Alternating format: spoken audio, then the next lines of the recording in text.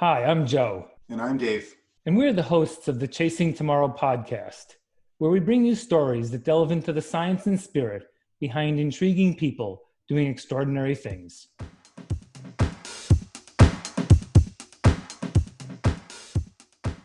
Welcome to the Chasing Tomorrow podcast. This week it's episode 27. Back in 2007, I watched a movie. Now, keep in mind, I was an ultra runner only for about 2, 3, 4 years at that time, and I was getting into the ultra running scene, and I loved it. And I was godsmacked by this movie called Running the Sahara. Now, there was a character in this movie named Ray Zahab, and he ended up running for 111 days. That was 4,300 miles across the Sahara Desert. And it struck me as being something that was completely impossible. But yet here's a Canadian ultramarathoner, an extreme athlete doing that. That spurred me on because I thought, well, hey, what's possible for me? And I've been running ever since. And my my co-host Joe as well too has been doing the very same thing, inspired by people like Ray. Now, Ray, ever since, has gone on countless expeditions. He's been across the South Pole, Siberia, the Atacama Desert, to name a few. But basically, he's going on these massive expeditions, one every 8, 9, 10 months for the last many, many years. I can't wait to talk to him. And we got him on the other line today. We're super, super stoked to bring Ray Zahab to the call. And thanks for being here, Ray. Hey, thanks, guys. It's an honor to be here among both of you. And Dave, I had no idea you saw Running the Sahara. That's I just learned something. Fan. That's amazing. That's Oh, fantastic. Because I'm a fan. Impossible. So hey, I can't even imagine I get to meet a guy that I watched in that movie, because I can remember that. I think I watched it 3 times. It was really actually well done. I mean, in addition to these adventure movies, right, sometimes can be boring, but you guys, the director, producer, whoever really put it together. First, of course, the adventure is great, but the story was so well told. But we were lucky. There was another movie, a big running movie. I don't know if you guys remember this. It's actually my favorite running movie. It's called Running on the Sun. And it's a film that was made about Badwater Ultramarathon before, like with all the old schoolers, with Marshall Ulrich and Lisa Smith, and before it was cool, right? And what I liked about that film is there was a purity about it. The characters that were doing the things that they were doing were not there for 4,000 Instagram likes on a photo. Right. They were there in the middle of Death Valley running on this race, on the road, for something very personal. And when running the Sahara, when we did that expedition, which followed a brief ultra running racing career that I had, when we set out across the Sahara, we had no idea that anyone would care. We thought, the concept of this expedition coming together as part of a film project was that it would be leveraged to raise awareness for water issues in North Africa. And so I had no experience with cameras or with film or anything. So I was like, okay, well, this sounds amazing, right? Obviously I knew who Matt Damon was, but the rest of it didn't really sort of sink in. And then when we got across the Sahara, I can remember being in Cairo. I don't know if I've ever told this story before. Being in Cairo and the call going out that we had completed this expedition, and the first people to try and verify the story, I think it was the Toronto Star or the Globe and Mail. It was actually a Canadian paper, and they didn't believe that it was a real story. Yeah. Right. And they, of course, then they found out that there was this film, and so then they believed it, and then they published it. But it goes to show you where we are in the mind now. You guys have both done tons of running, and for Dave to get on a treadmill, how far did you ran 100, and how many? It's a ridiculous distance in 24 hours. Yeah, so 260 kilometers. Yeah. 260 kilometers in a 24-hour period. That's like driving to Montreal and then halfway back again from Ottawa. And yet you can say that now, and someone will say, okay, that's believable now. Do you know what I mean? Even though it's still, that 260K in 24 hours is pretty still hard to wrap your head around. The point is now in the era of social media and everything else, running the Sahara looks different and it feels different now than what it meant then. you know, and we had no idea it was going to turn into this crazy thing that it turned into, but it was the impetus for everything else that I'm doing now in my life. So Yeah, we got yeah. Anyhow, sorry, I didn't mean to ramble on there.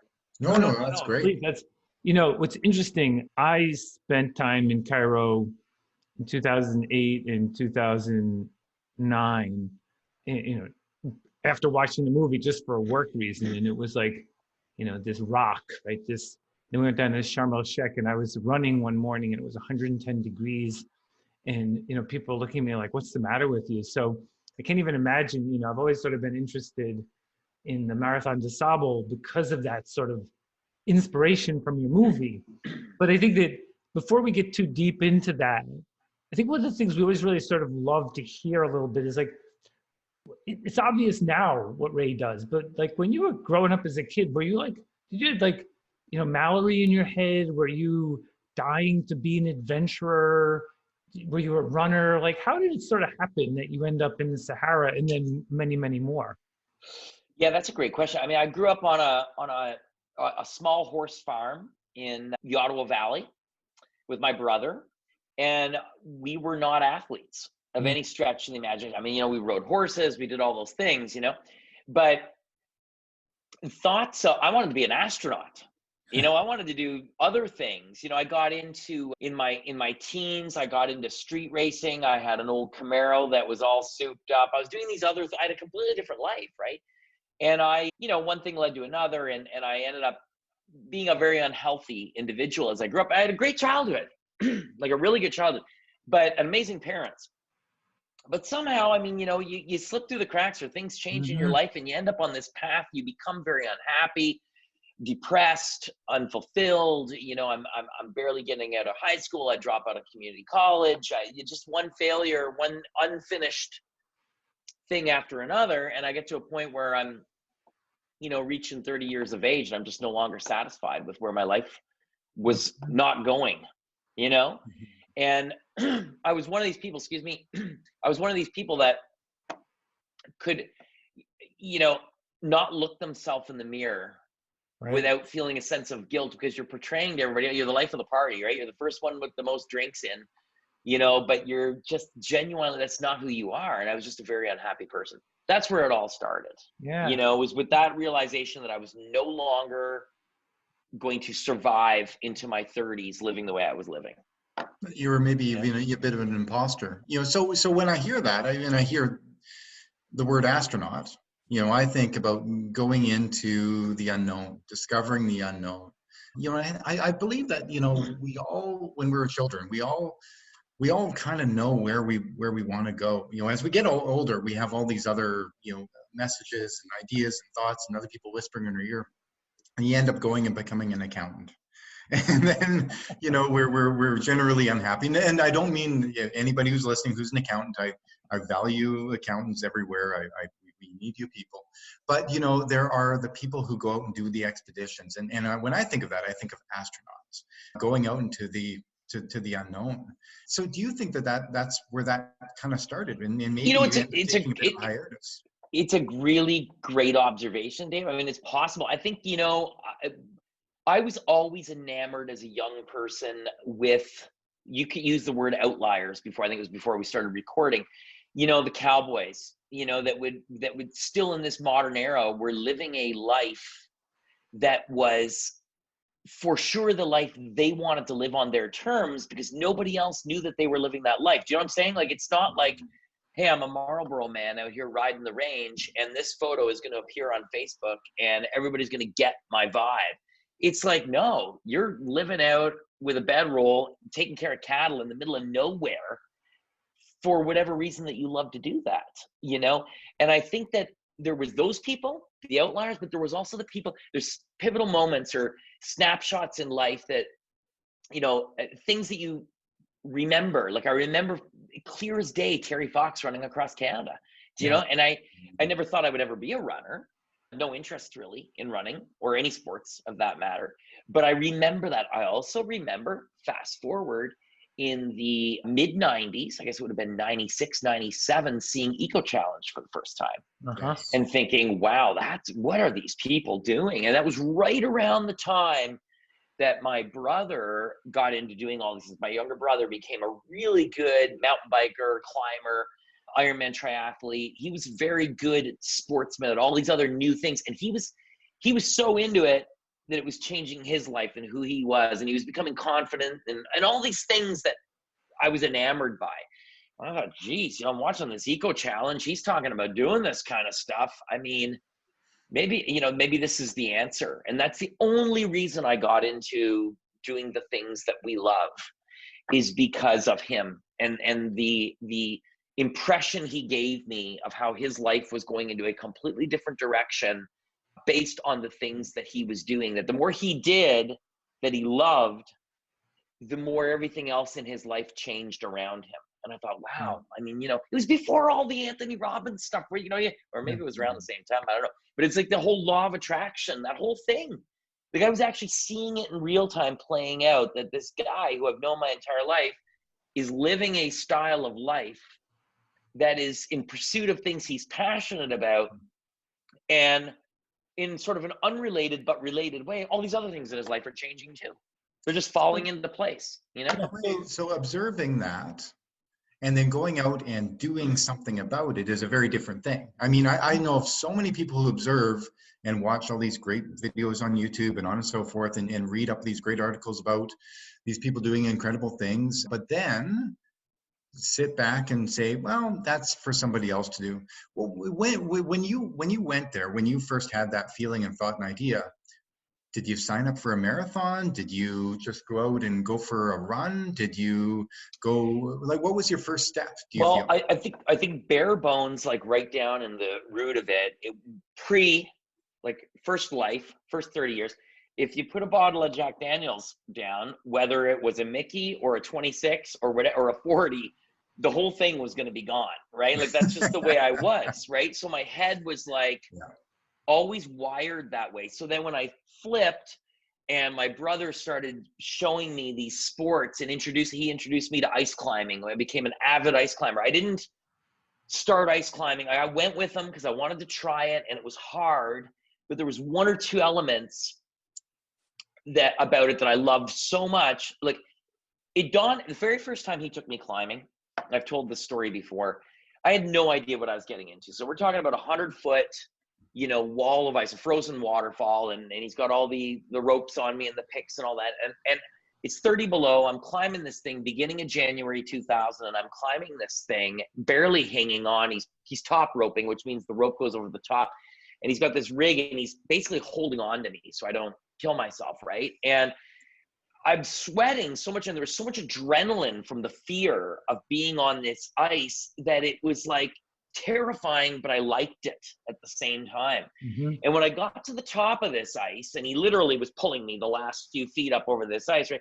I remember, I'll never forget standing on top of that ice and looking down at him and saying to myself, this is what it feels like or must feel like to be a Mount Everest summiter. And it dawned on me in that moment that when you do something amazing in your life, because I had a string of things that did not feel amazing, but when you do something amazing, that it's a very relative thing. And if this is what life's about, like if it's these things that I'm going to get from being out here doing these emotions, this feeling of invincibility is going to come from doing these things, well, I'm going to do more of them. And it just kind of like, instead of I make the joke, the Jack Daniels, it's a head of broccoli and I'm going to eat my way through it. Right. So it's like, my life changed 180 degrees right away when I started doing these things, and one thing led to another. And this idea, my very first running race. So then 2000 and 2003, ice climbing in the winter, mountain biking. I started racing mountain bikes. I started racing mountain bikes all over the world, 24-hour solos, cross-country racing. And then I went from mountain bike racing and adventure racing into running my very first running race. And it didn't dawn on me that running a 100-miler was not a good idea to start with. I just entered it after reading an article and prepared as best I could. I'm fortunate I got the same engine that my brother does. But not only did I finish that first ultra, but I won it. And it taught me to never underestimate myself again, and also to not inhibit myself. Now I've become more careful in planning my expeditions than just say throwing caution to the wind. But at the end of the day, I don't know if I answered your question. I got lost there for a No, minute. no. Oh, no, it's perfect. That was a beautiful journey. I think that I'd love to throw this concept in here, Ray, into the discussion because, so yeah, I think there's a lot of us who would relate to this, whatever we want to call it, excessive compulsive behavior, whatever we point ourselves at. So it might have been a bottle of Jack Daniels, or it was adventure racing, or we work too much. So that's sort of innate in us, But one of the things that we often don't afford ourselves is the permission to go out and succeed in a way with something new and different and feel that exhilaration. And so we often say, that's not me, and we just sit on the couch and we stay there because we don't see ourselves like that. So you had a role model in your brother that could help you in its own way, sort of create an identification for you. But I'd love to sort of see if you had any sense of that, which is like you were then going to give yourself permission to live the life you wanted, not what everyone else sort of maybe had programmed into you, which wasn't that satisfying. Any sense as to whether you felt that or understood that was going on? Well, it's a very interesting theory. I mean, I think that I had spent the first 30 years of my life talking myself out of doing things, right? So like I wouldn't do something because I was afraid of what someone would think, right? Or that it for sure was going to end in failure, or, there was no point in even trying, right? Sometimes. So when I started this new journey, and again, it's a compressed time period. So, even saying 2000 to 2003, it's 3 years, it's a long time, right? I started to realize that the cause and effect was a little bit different. Mm-hmm. And what I realized was that I had to make decisions and do things that I felt were right because I had nothing to lose. Yes. I had nothing to lose. So I changed instead of my philosophy being, well, what's the point in even trying? My philosophy became, well, I got nothing to lose. So I would just go and I would try these things. And I wouldn't there was no inhibiting factor, like sitting on the couch and not giving myself the permission to go and do the things. I would just kind of I wouldn't even go through that process. I would just be like, all right, whatever, let's go, and I would just go and do these things. And ironically, and it maybe this is somewhat related to what you're saying. When I finished that first ultra in the Yukon, and it was the Yukon Arctic Ultra, 100-mile event. They have several different events. I ran the 100-mile. When I finished that and I crossed the finish line and they told me I'd won that race, I did not believe them. And I don't say that like, haha, funny, I didn't believe that I won that. I literally thought it was impossible. Like there had to have been a mistake, that everybody else dropped out, or I took a wrong turn, or I just could not accept that I was capable of winning something, And so it was a very strange mix of feelings, almost like a lack of acceptance that I was able to do this. But once I did accept it, I instantly had an insatiable appetite to want to go and do it again, to see, could I do this again? Like, was this possible? Was this just an anomaly? Was this just a weird thing that happened, like a fluke? Because what running taught me in that very first race was that I could exceed mental and physical and emotional limits that I thought I had. I know you guys know this part because you've been there, but it's like, if you told me on the start line that I was going to finish this thing, I said, there's no way, let alone win it. But I was there to learn something that I felt others knew that had gone before me. That's the only reason I entered the thing, because I wanted to learn something. So then I started entering these things all over the world. I started doing these races all over the world, Marathon des Sables a couple of times, for example, and all these different races. And I started pushing myself harder. And, some races went really well, some races not so good. But I kept learning stuff. And then I started to think, wow, okay, so running is much more than something that I apparently have a passion for and I'm somewhat good at. It's teaching me things that are relevant to everything else in my life. Yeah, limitations and ceilings are a funny thing, aren't they, Ray? I find personally, we set them in our lives, not necessarily for anybody else, but more or less for us. Kind of keeps us in our space of being content with what we have and what we know, because we set ourselves out to be either a 4, 5, or 6. But really the outliers in the world are really living life in the zeros and ones and the nines and the tens. And so, but that's a pretty scary place for the vast majority of people. But like you know, I've had very similar experiences where you end up coming out from a race and you go, wow, that was incredible. And I learned a lot getting to that. And if I could do that, what else can I do? And it kind of raises your ceiling. And so do you find now that that the ceiling is continually being raised, or do you feel that your bubble is pretty much, you know, I mean, I look at your expeditions and they're spectacular. And I for one scratch my head and go, okay, is there anything bigger than what you're currently doing right now? Is there anything bigger? You know, that again, you guys ask such good questions. For me, it's and how do I say this without, I don't want it to sound pretentious. It's never been about big. It's always been about a specific thing that I want to do. You know what I mean? Yeah. Like we broke the world record to the South Pole. That wasn't the intention necessarily in the beginning. We went, the three of us, we're hiking our way to the South Pole. We're drinking scotch every night. We're having a good time, three buddies. We just happened to be going really fast.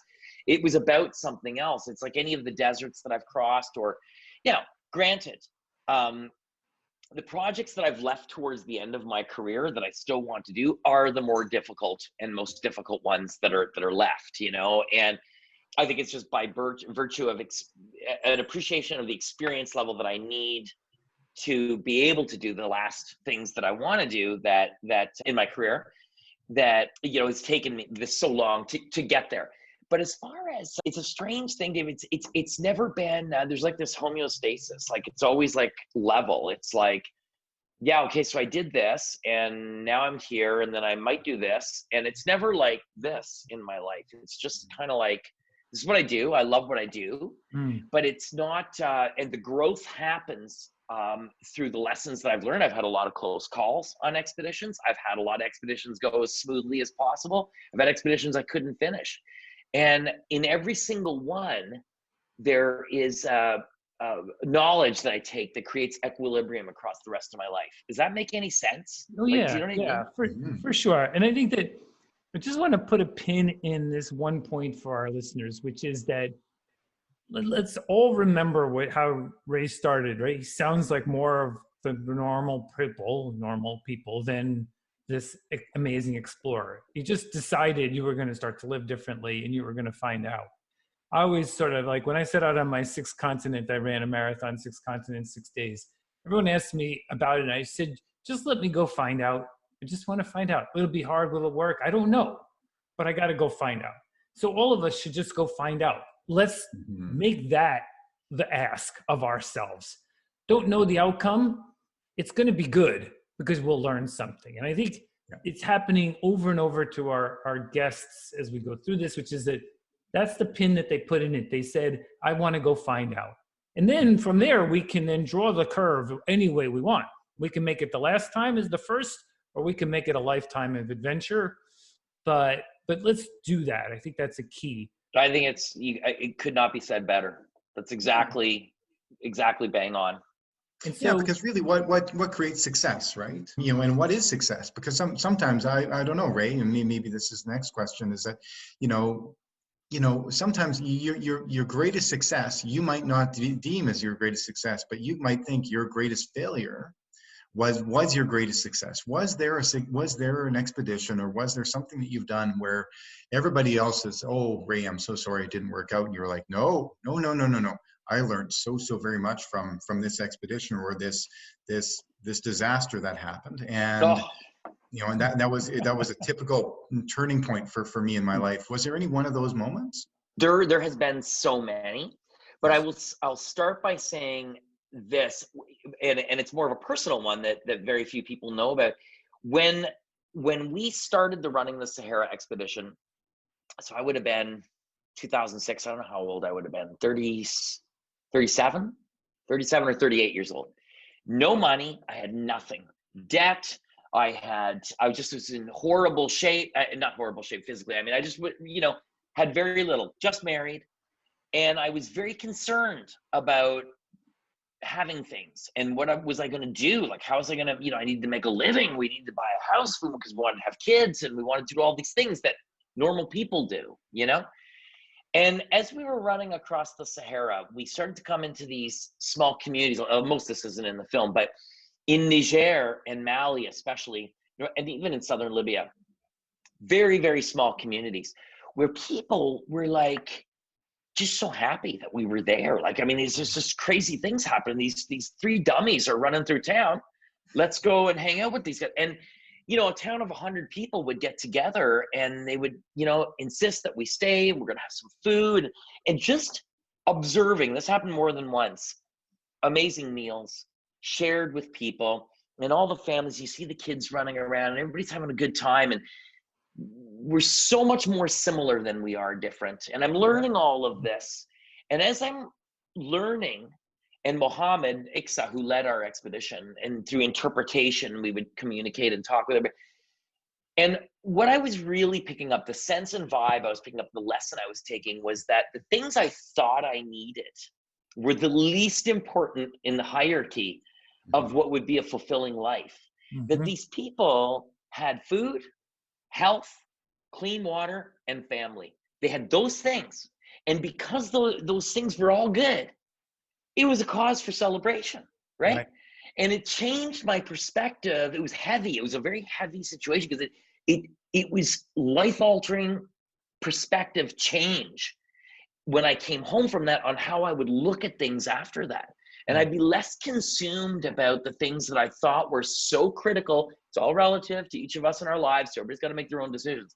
But for me personally, it changed the perspective on what I needed to do in my life to be at a place where I could be truly happy, right? And then to more directly answer your question, I've had a couple of expeditions. I mean, Kamchatka was a great one. I attempted to cross the Kamchatka Peninsula in far east Russia. It's a giant chunk of land that looks like Florida. It hangs off the eastern side of Siberia, sort of between Alaska and the Russian mainland. And this was one of those expeditions that I was like, all right, you know what, I'm gonna put this one out there a few years. And it's gonna take lots of planning, permissions, visas, all kinds of stuff, because I'd been to Russia before on expeditions. I knew it was gonna be complicated, logistically, very complicated. So 4 years of basic planning to get to this expedition. And the year, I didn't do it solo, I did it with an Italian guy named Stefano Gregoretti, just a great adventure. And the year we decided to do this was one of the warmest on record in the region that we were gonna go. Mm-hmm. When we started the expedition, which is a whole other story of how we even got to the western side of Kamchatka, I won't bore you guys with the details, but when we finally got there, literally in the middle of nowhere, it was 50 below, the ocean was frozen, so all the salt water was frozen along the coast, and I thought, okay, we've got this thing. As long as it stays 50 below and the snow's about a foot deep, we're gonna cruise, because we planned on using river systems the entire way to get across Kamchatka. If I bore you here at any point, stop me. No, so we're on these river systems and exactly on the route that we had planned. That was going to be triple the distance of the width of Kamchatka, because the rivers do this, right? You're not above the tree line until you hit the mountains. So it's a lot like Canada, essentially. So we get inland, I don't know, maybe, I don't even know, 60, 100 kilometers on foot at this point, not in a straight line, but doing this. And the snow depth goes from 1 foot to 1.5 meters. And in this central part of Kamchatka, they had an exceptionally warm winter, followed by a freeze and 1.5 meters of snow. So all the rivers that we had been previously skiing on now had about 1 inch of ice, covered in snow, was completely insulated. And even though it's 50 below, 40 below, it's not freezing. So travel on rivers became impossible. So we had to start hauling our sleds through the woods, through the bush, up and down. I mean, dense, crazy bush. It was insane. The snow so deep that we'd have to drop our sleds, which weighed over 100 pounds each, ski forward 3K, come back 3K, pick up the sleds, come forward 3K. So you do 9K to get 3K net. And so we burned through all our food. And by day 19, now realizing that we were going to have to accept a resupply, we came to the first accessible point after crossing a mountain range, thousands of feet up, through 2 avalanche zones. Anyhow, that's, again, another story. We get up to the top of these mountains, day 19, and we meet our photographer, a buddy of mine, John, who had come up the other end of this mountain range on snow machines with these hunters. And he said, listen, you got to talk to these guys when you get down the other side of these mountains. I said, why? What's going on? He said, you got to talk to these guys. You got to talk. I said, all right. skied down the other end of these mountains. We're now over 2/3, like 3/4 of the way across Kamchatka. We figure we've dodged so many bullets by this point. Let's just barrel it out to the coast. But as we descend from these mountains, it's getting warmer and warmer. Bottom of the mountains, it's 3 degrees Celsius. Everything, it's February, 3 degrees Celsius. Everything is melting. The ponds are open that we see around us in the mountains. The rivers are flowing. And I had a sinking feeling in my gut that I knew what they were going to tell us. So we get down there and these hunters all get together, and there's a couple of climbers there too. They knew the mountains, and they said, listen, bad news. You guys can't move forward anymore. It's over because the rivers are all open along the coast. It's just, you're talking rivers kilometers wide, braids of rivers. And instantly I knew when they were saying this and explaining it to me in broken English, right?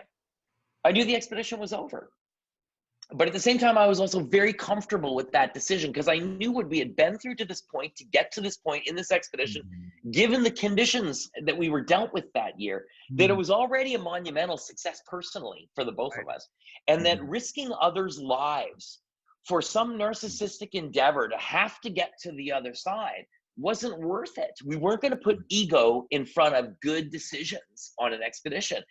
And there was no way I was going to have somebody have to come up there in a helicopter, risking their lives to pluck us because we were too stubborn and didn't listen to the indigenous hunters of the area.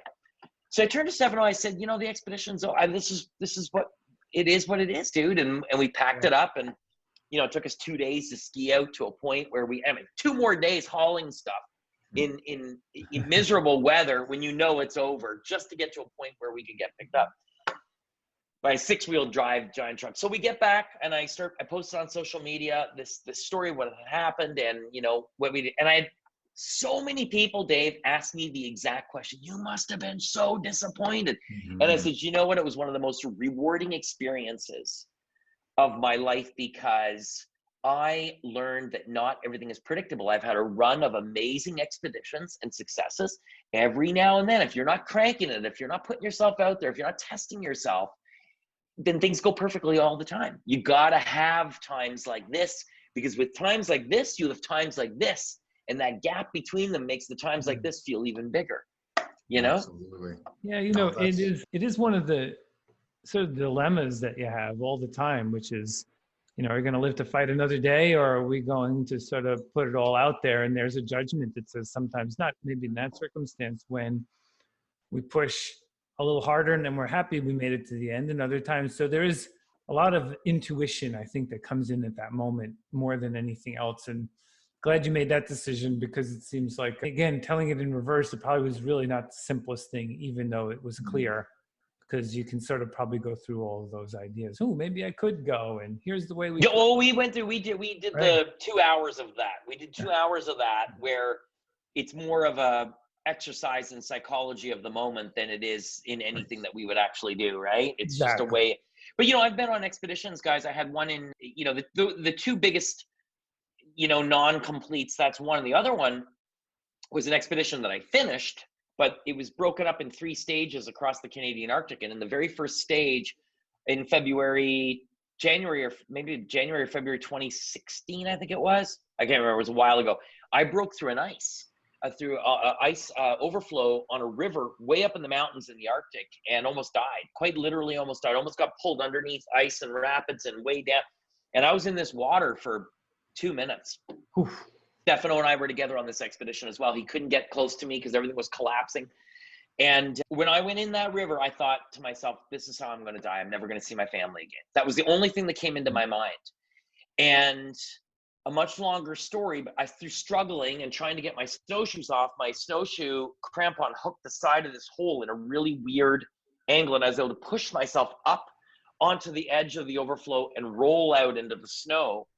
And when that happened, I'll never forget laughing. I was laughing because I survived this moment that everything broke down into increments, very thinkable and measurable increments. And it was like I hit a reset switch in my brain that minutes ago, I was never going to see my family again. Now I'm going to see my family again, but I may lose my feet because my boots, I can't change. I have a down suit, but I don't have any more boots. So I got to wear these boots for the next 2 days until I can get to a point where we can get picked up. So these are going to freeze to my feet. I'm probably going to lose my feet, but I didn't care.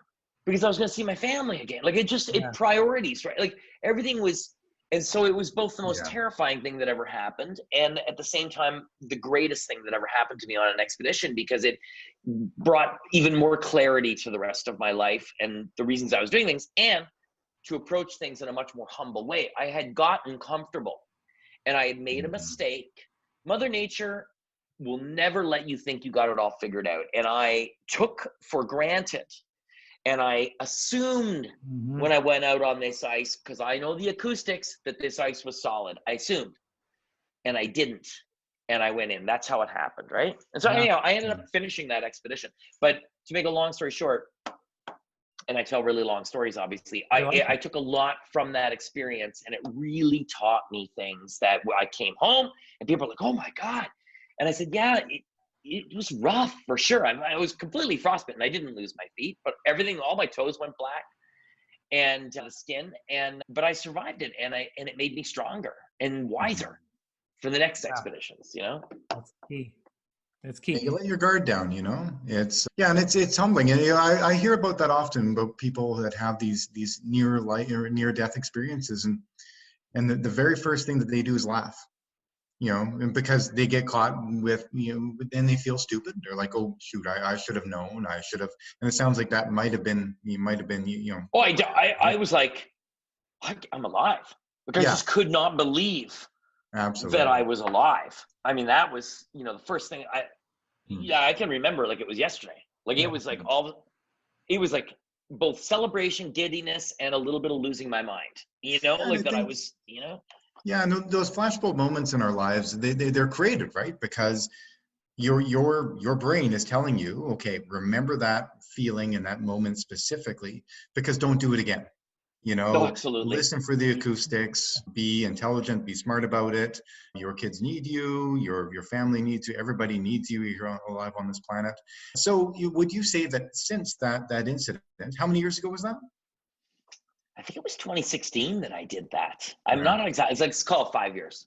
Yeah. So since then, you know, are you a little bit more careful? Do you take a lot less risks? No, I don't take, because the risk, like in planning that expedition and doing it, I plan it more than my trips to the grocery store. I mean, I plan every step over months, sometimes years of routing and navigation. And so I was as prepared as could be. I just took things for granted. And I, you know, instead of being 51% humble, 49% got it figured out, I was 51%, I got it figured out, 49% humble. You know what I'm saying? Yeah. It was just a little bit out of balance as to how things should be. Now, leaving that expedition, for sure, I continued to take equal risks in different capacities, but I have been on frozen rivers since then where I know the ice is 2 meters thick. Last January on expedition up in the Canadian Arctic, and I'm freaked out though, like absolutely terrified standing on that ice. So that'll take time to go away, but I'm at the same time I'm planning even more, Dave. You know what I mean? I'm even more planning than I was before, and preparing and saying to myself, okay, A, B, C, now let's do D, E, F, you know, everything. And I guess that's one of the beautiful things about being, you know, in your 30s, 40s, 50s. Because what are you right now? You're 51, right? 51, yeah. Yeah, and that's one of the beautiful things about, you know, when you go on these expeditions, if I were to go on these expeditions when I was 18, 25, you know, you take risks because you're young. And I think that we're all guilty of making those really big, stupid errors when we're younger. And you know, when you're on an expedition on a frozen creek or a river, you know, you can't make those mistakes. And so do you think that your age now is maybe an advantage to you in your sport? Yeah, and I think it is. And I think at the same time, I think something in what you said, I am definitely more cautious with certain things. Like I'm obviously still an avid mountain biker, and that's never changed. It's my passion. It's sort of my roots. So although I train with running, I get out at least once a week on my mountain bike, but I don't ride the the double black diamond downhills anymore. I just don't. I've broken my ribs enough times. I'm like, no, you know what? I'm going to go down the single black diamond instead, you know? So that aspect, but I think there's an interesting thing in physiology, and it'll be interesting to see with your running as you age, because you have this tremendous base, and that base can really play well for an aging athlete. So from a physical perspective, in some ways I'm stronger and faster and fitter than I was when I was 35. But I think a lot of that is a mental component. Like I am very well versed now in my body after having been in my skin for 51 years, that I know what it feels like to suffer. And I know how far I can push my body to that limit and deal with it, because I've been doing it for so long. Whereas someone perhaps who's younger has a harder time sort of gauging things. And so you're actually able to extract a little bit more performance out of that. So in preparation for my expeditions, I find things are actually better from that aspect. And of course, you know, the age, you know, the old wisdom age thing. I think that age in my case has taught me more and more through the expeditions to not take things for granted and to remain as humble as possible and not take yourself seriously. At my house, I have 2 daughters, 12 and 9.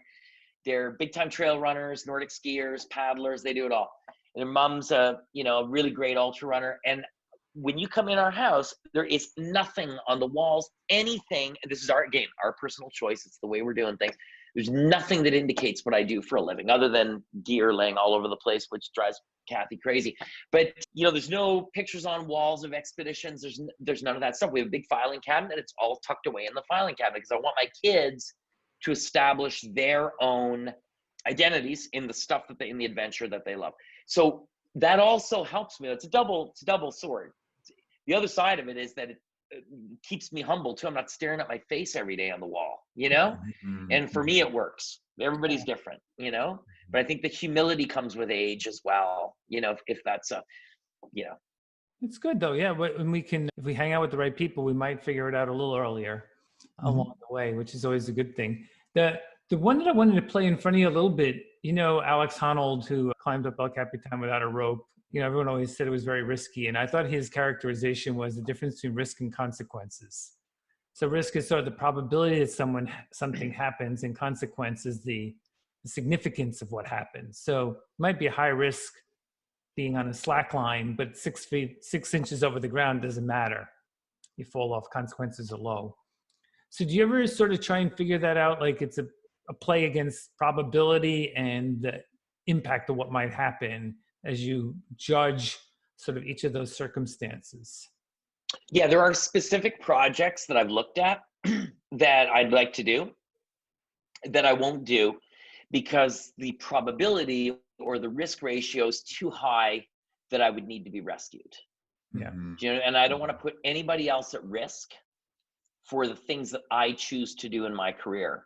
So the things I'm doing are still really big projects that do have a tremendous amount of risk.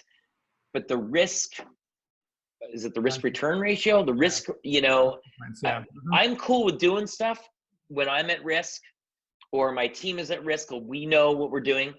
I'm not cool with putting others outside of the project or someone other than myself at risk for something that I want to achieve. So the minute it crosses that line, I won't do it. That's good. That's good. What's an example of a project? There are Arctic sea ice projects that I would like to do, you know, coastal projects off of, you know, northern Baffin on the sea ice where the sea ice is just not predictable anymore. The world has changed. Yeah. Most of the old sea ice is gone. And now you're left with a refreeze every winter, and that ice can just pull apart in seconds, you know, and you're in the ocean, right? It doesn't have any elasticity like a lot of the older Arctic Ocean ice. I remember I'm very good friends with a man named Richard Weber.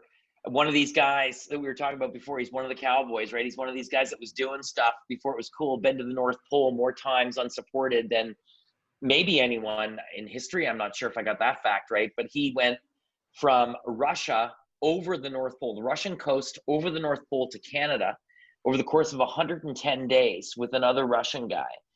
And he's been to the North Pole and back unsupported I think it was over 100 days. I mean, just crazy, ridiculous long expeditions. And he tells me the stories of when that, you know, that sea ice was solid, you know, like it was there until May, June, they're on the ice, right. You know? And so, so times have changed. One of the things that we love digging into a little bit is the idea of suffering and what does that mean? And you're putting yourself in a position where that's sort of part of the game, right? There's going to be some difficulty or, you know, not feeling great.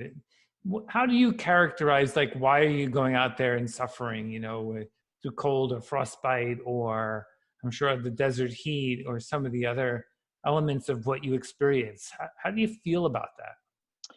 It's a really good question because I never think about it. Mm. And I don't mean that, you know, in some funny way and facetious way. Like, I'll give you an example. I've done a couple of projects in Death Valley, off-roads, 2011 north to south, completely off-road, and 2019 west to east, completely off-road over the Panamints and Amargosa ranges, through both times crossing the Badwater Basin, you know, and so you're out in the middle of the salt flats. It's 1 billion degrees out there. And I'll never forget the first time in 2011, I went with the same guy on both projects, and we're doing this thing, and I was in misery. And I said, never again. I will never come back to this place ever again. And then a couple of years goes by, and you don't remember any of that. All you remember is like, wow, you know, the stars at night, and I love the smell of those pinyon junipers and that heat and all this stuff about Death Valley. And then in 2019 in July, I'm on the west to east, and I'm in misery, you know, and it's 1 million degrees. What the hell? And I think, so I forget how bad it can be. So I think that adventure and exploration, it's in every single person. I think what's so incredible, and we've seen it during the COVID pandemic, is that people have an innate sense and capacity to achieve extraordinary things. There's no doubt about that. It exists in every person. And I think there's a little bit of an adventurer or an explorer in every person. It doesn't mean that, you know, they're going to the South Pole or crossing the Arctic or whatever, but they're able to find resilience in life, right? They're able to find a way to get through when they think they can't.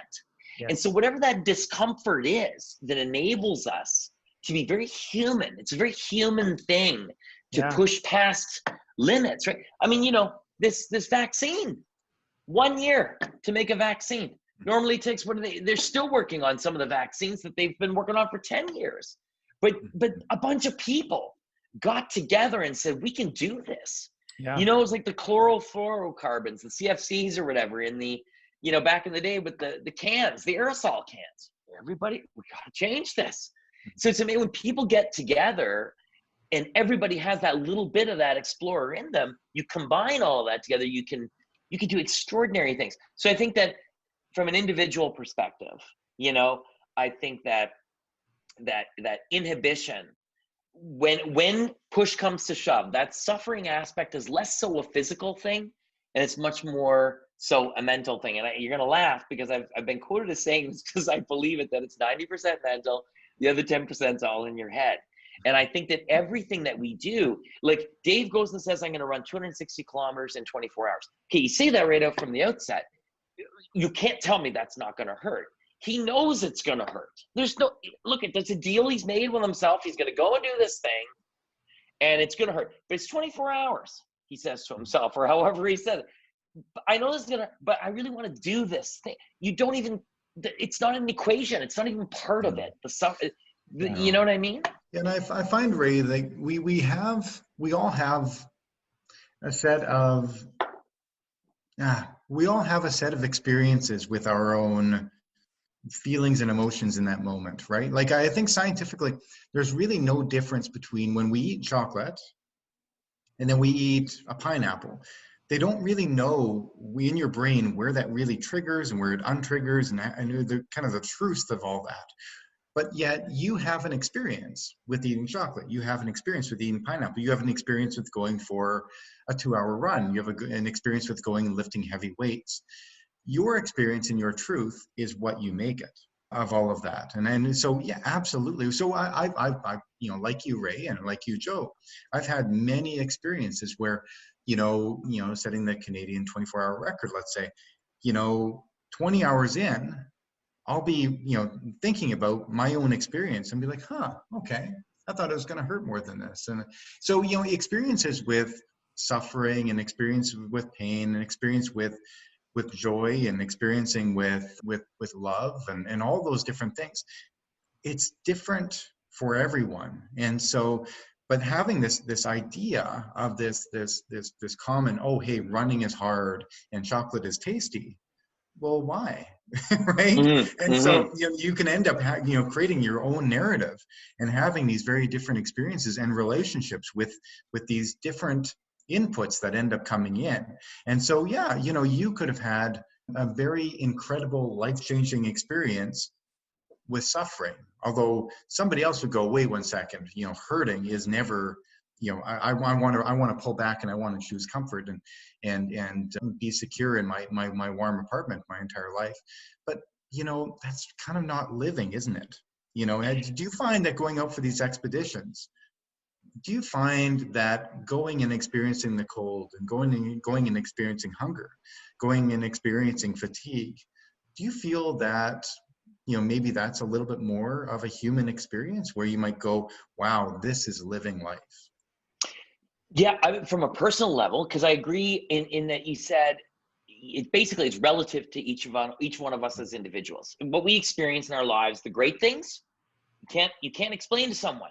You go and you get off that treadmill, you know exactly what it feels like inside. Now try to tell someone, and you can't quite get the words exactly to replicate the feelings. It's just like the most difficult challenges that we go through in life. You can't compare those difficulties with what someone else is going through, because it's a unique situation. So my perspective for me in my life, absolutely. Those things that I do them because I love them. It's not like I go on expeditions that are really hard because I don't like them, right? I accept the entirety of what it will take to see that sun in that angle of that sky when it's 55 degrees Celsius in the Atacama, standing in the middle of the Incan Trail, which has not been stood in for 10,000 years. You know what I mean? Like, it's just to be there, to experience that. There's a cost associated, and it's all these other things, but it's worth it to me. Or to be in the Arctic and I hold my phone up, and then there's kids in classrooms that are patched in live, and they can look at that, and I'm like, hey guys, it's -50 out. This is what -50 looks like, and there are kids in California watching this thing, and oh my God, there's snow. So that's all worth it to me. So And let's talk about that, Ray. So that's one of the things, Joe, that we haven't really jumped into is there are these kids in classrooms all over the place that are out following your adventures, rooting for you, and learning a ton. So tell us a little bit your Impossible to Possible mission and a lot of the work that you've been doing through your organization. Yeah, so every one of my expeditions is connected to classrooms and through live websites, and they become sort of learning or experiential learning portals to the area that I'm in. So when I ran across the Gobi Desert, we used that opportunity to tell the story of the Mongolian culture and this thing called the Nadam festival that takes place in Mongolia every year. And I was the thread that tied together all these stories that people were filming that were not anywhere near me on the expedition, because I'm out in the middle of nowhere in these mountains, and then they're out over that way and they're getting stuff. And so we tell these stories, and the adventure becomes, and I got a tracker on me, so the students are following me as I'm running, and it's exciting for them to wake up the next morning and see how far I've gone. And then there's a story to the Impossible to Possible is an extension of what I do. So instead of me doing the expedition, in Impossible to Possible, I take a group of 4 to 5 youth ambassadors, 16 to 21 years of age, and they are selected from a pool of kids that apply, and they go on an expedition to some far off part of the world. It's free, 100% free of charge, and we combine their expedition with a curriculum. So it's a little bit more beefy education, because there's actually teachers and professors and sciencey people that go on the expeditions to help build this stuff. And then they use their expedition to teach a subject like biodiversity in the Amazon, and you'll have thousands of kids on the other end in schools patching through the live website. So the whole thing plays out live, and it's like a week-long learning event. And so everything's free. I'm a volunteer. People have been volunteering on these expeditions for years. It takes a team of people. I think we've done 15 youth expeditions now all over the world. And yeah, we keep on trucking with it. It's something that I'm very passionate about. It's what I love to do. And I love to, we all find our thing, that we're passionate about that. And this is really what I'm passionate about at the end of the day, I love that. And we role model behavior, and then they will role model behavior. And that's how we make change happen. I'm going to try and connect a couple of points here and see if this works to what you've been up to. So there's this intense curiosity. We talk about this intersection of curiosity and courage, this need to know, and I got to go find out. So that's what Ray is about. I got to see what it's like to be in the Arctic. I got to go find out what the Sahara is like, and then you have the courage to go do it.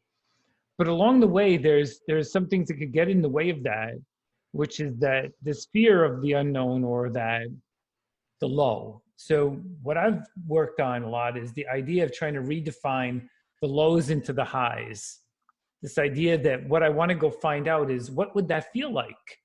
Because the highs are they're sort of self-reinforcing. Our neurotransmitters do a good job. Dopamine does a great job of self-reinforcing a finish line, a success. I mean, we don't realize it, but it's dopamine that's making us do that. And it's deeper to reach inside of us to make the low into the journey and what we're looking for. How does it feel when it's the hardest day? And looking at it and saying, okay, this is what I came to find out. And then see what we do with that. Because if we sort of set up the expectation, then we can go through it. But if it becomes sort of this gauntlet in the way, it's hard to get through it. How does that resonate with you, that the low is the high? Yeah, because I've become an irritating eternal optimist in this second half of my life, and I can't help it. Like, I catch myself, I say, geez, it could be the worst day on an expedition, and there's just this part of me that says, oh, there's no way we're going to get through this. But there's this little spark inside me that, well, maybe we will, or maybe let's try this. There's always a let's try, let's do. So there's always like a pilot light burning. Yeah. And it just, I just can't help but skew positive. So a buddy of mine that knows me really well, that's in my COVID bubble, who I run with, he said to me the other day, I was talking about Christmas, because the girls and I, we start counting down the days to Christmas, because it just happens to be the holiday that we celebrate and that we love. And so we start counting down about 80 days out, right? I mean, that's just how we are. And he's like, dude, what 80 days? He goes, every morning you wake up, it's like Christmas morning. I said, you know what? You're kind of right. Because for the first 30 years of my life, every day I woke up, there was a tinge of gray. There always was something. I started my day with a negative thought. Now I just can't help but not. Now everybody has good days and bad days, but on expeditions, you have good days and bad days.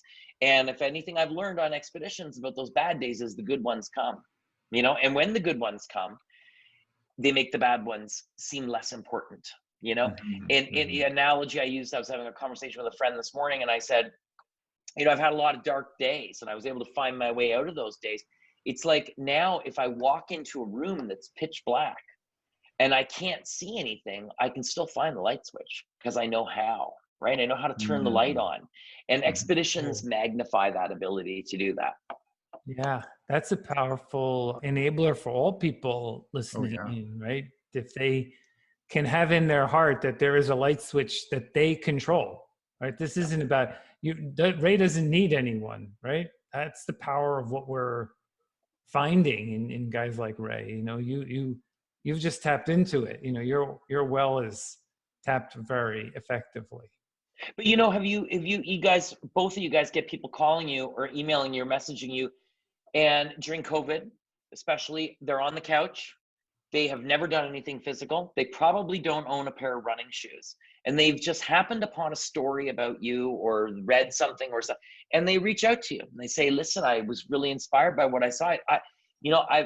I just have this, I may as well start now. I mean, I want to get healthy. I've never ran before. How do you start? What do you do? Because immediately the mind is going to, well, if I can't run 5K, what's the point?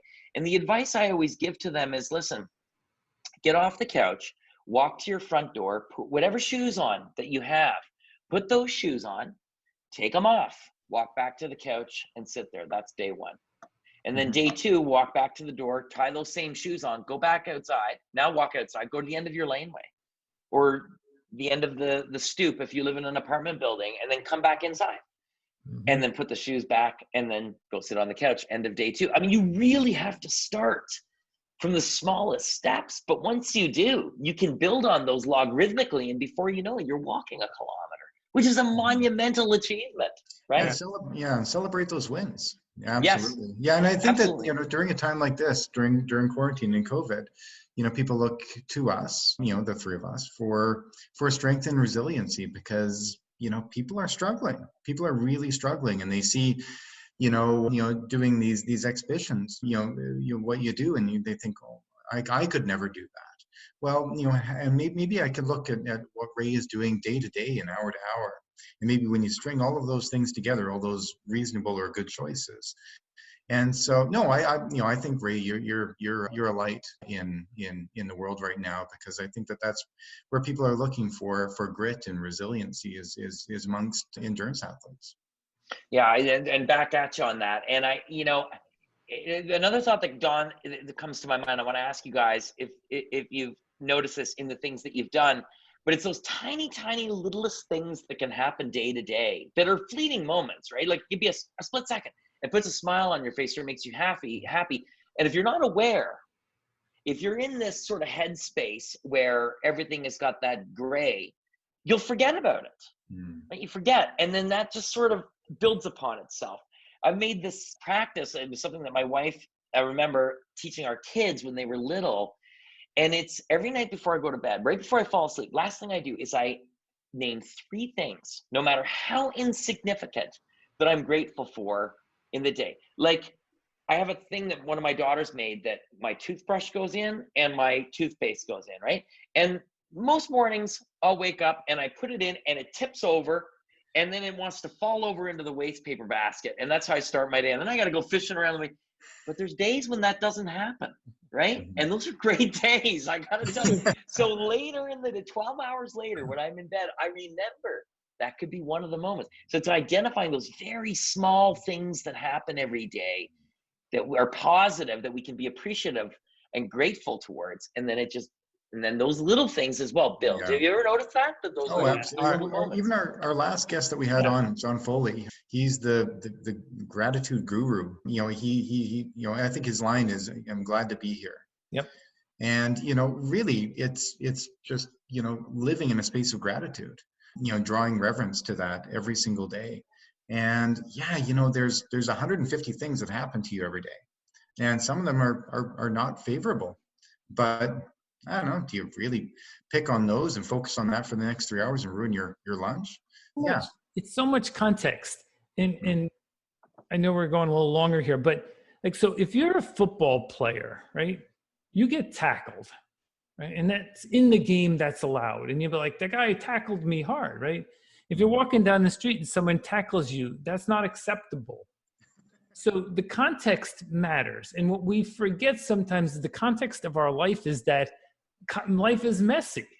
It just is. And if we can sort of accept that we're going to get tackled, then it's not so dramatic. It's like, okay, there are 25 things that are going to happen today that are not perfect, but that's what happens. And so it's not so dramatic. We don't like, oh my God, this is terrible. It's like, yep, I got tackled. And so that context switch in our head is so important. It's what you, Ray and Dave, do in your big events that if Dave's going to run across Canada, run 100 kilometers a day, right? Forget it. The record. And there's going to be rainstorms and they're going to fall down. And can you imagine the feet? Can you imagine the feet? How sore exactly. Yeah, I can't wait. I'm not talking about blisters. I'm not talking about blizzards. I'm talking about. Remember, Corey? We interviewed Corey, and he set a record in the ice trail, and we were talking to him. He's like, "Yeah, it went great." And at one point, finally in the podcast, he said, "Yeah, one day I get bit by so many mosquitoes that I couldn't stop running because it was like 100 bites." And he sort of had forgotten it. Like it was part of what was going to happen, and he sort of accepted it on the way of the journey. So I feel like, that's the mastery we have to help people sort of achieve, which is that this is what life is. And we need to feel stuff. And it's okay to sit on the couch. We're not going to judge anyone, but it isn't really what life is. Like, that's not the opportunity that we were granted when we were sort of on Earth. You have one kick at the can. It's not like a video game. It's not like there's a bunch of lives to live. You have one. And if you're lucky, you get 80 years. Yep. So the first 30, I said, okay, let's start a game now. you know, and so you got it. It doesn't matter what it is that you do. I have a lot of people think that all my friends are adventure athletes and endurance people. They're not. I have friends that are writers, artists, different things that are completely not associated. But the one thing that they all have in common is they have this desire to find whatever it is in life that they're passionate about and pursue it, at least for a period of their lives, so that you can say when you're checking out, okay, you know, there was that one thing I wanted to do and I did it. Yeah. Doesn't matter what it is, you know, write a poem, whatever it is, you know. Love what you do. That's what, you know, if you bring that mindset, people always say, you know, do what you love. That's nice. But why don't we just love what we do? Because that's easier. Because when we figure that out, it doesn't matter. Like, they may intersect, but they don't have to. And it's much easier to succeed. Let's make it easier to succeed. And so, Ray, I mean, we could probably talk to you for hours. So you got to tell us sort of like, there's a lot on your list, and you're going to be back on the show. I know I say that a lot, but there are guys like you who are just going to keep exploring. No, I'd love to be. Yeah. So tell us what you're chasing tomorrow. What's up next for you? Well, you know what? I've always got 50 million things on the go. My guiding business, I'm guiding a bunch of clients next year in the Atacama Desert in Siberia as things start to open up with COVID. I've got a project that I'll potentially do in Northwest Territories this winter, only if it's COVID friendly, and a couple of youth expeditions next year. In winter 22, I'm planning an unsupported crossing north to south or south to north. We're just ironing out those details of Ellesmere in Canadian Arctic. So that'll be a really big project, approximately 30, 35 days unsupported. That's the most immediate on the horizon, but there's other, I'll be back in Death Valley. You know, there's a couple of, things I want to still do, that I'm excited about, but I'm especially excited about our youth expeditions next year as well. So. Well, you're an inspiration, and most important, I love that you took the first part of the story and you rewrote the second part, and you're getting your money's worth while you're here, and you're a role model for the rest of us. So, hey, look, let's meet out on some ice cap one day and have some fun together. Or we'll meet out on the road when Dave's doing his thing, and we'll absolutely just have a couple of cappuccinos or espressos. I think I'm running really close to your place, aren't I? How far off the Trans-Canada Highway do you live? Off the Trans. What number would it be on when you go by my place? It would be like 417. I don't even know. In Quebec, I don't even know what the numbers are. We'll totally take care of you. We'll be. I'm for sure. I'm in Chelsea. Yeah. I live in Chelsea, yeah. So it's not far. Yeah. Okay, well, then we for sure. I have to know exactly when you're. Well, I'll be back on before then. Yes. Because that's still, we got some time. Absolutely. So we'll. Geez, $100K a day. I still can't even get over that. I know we're supposed to wrap it up here, but the numbers. It doesn't compute. Yeah, I'll start on day one, and we'll figure it out, and then get up for day two. That's about it. Oof. That's the way to do it. Yeah. What else are you gonna do? Yeah, exactly. We'll run 10K with him, Ray. We'll put our fair share into it. Exactly. Yeah, perfect. Exactly. Amazing. Thanks, Ray, very much. All right, guys. Thank you. Enjoy the holiday. Much. Yeah, happy holidays, and I'll talk to you again soon. Okay. Thank you. Bye-bye. Dave, and I thought we were the adventurers. I guess we met the real deal with Ray. A true couch to triumph story for sure. His story is really amazing, and I can imagine that from where he started and what he's accomplished, he's an inspiration to so many people. I look forward to hearing more about his next adventures, and I'm going to rewatch Crossing the Sahara.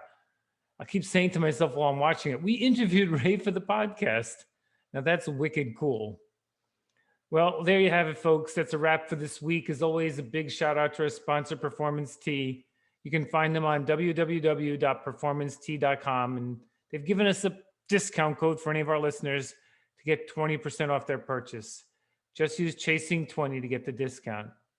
And as always, if you have a topic or a guest you'd like to see on the show, email us your ideas to info@chasingtomorrowpodcast.com. And a huge thanks to all of our listeners for coming with us on this journey and chasing tomorrow with us. Thanks very much.